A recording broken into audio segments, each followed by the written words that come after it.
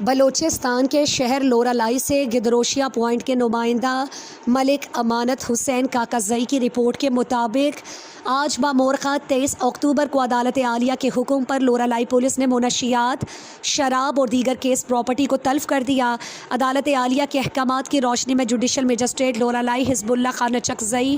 Assistant commissioner Nadeem سرور اور D S P کریم مندوخیل کی سربراہی میں کارروائی عمل میں لائی گئی۔ اس موقع پر ایس ایچ او تھانہ شہید محمد اشرف ترین سٹی لورالائی محمد انور جلال زئی، عدالت عملہ باشمول ریڈر خیر محمد، اسسٹنٹ محمد اشرف، صلاح الدین ہیڈ محرر، Jahangir Tareen, A S I Malik Jan اور دیگر پولیس ٹیم بھی موجود تھی۔ کارروائی کے دوران 2021 سے 2024 تک مختلف مقدمات میں برآمد ہونے والی 450 کلو گرام سے چرس، 400 بوتل شراب، 10 کلو گرام آئس شیشہ اور 1996 سے 2024 تک کے مقدمات میں شامل مختلف کپڑے اور دیگر اشیاء تلف کی گئیں۔ تلف کی گئی منشیات کی مالیت کروڑوں روپے بتائی جا رہی ہے۔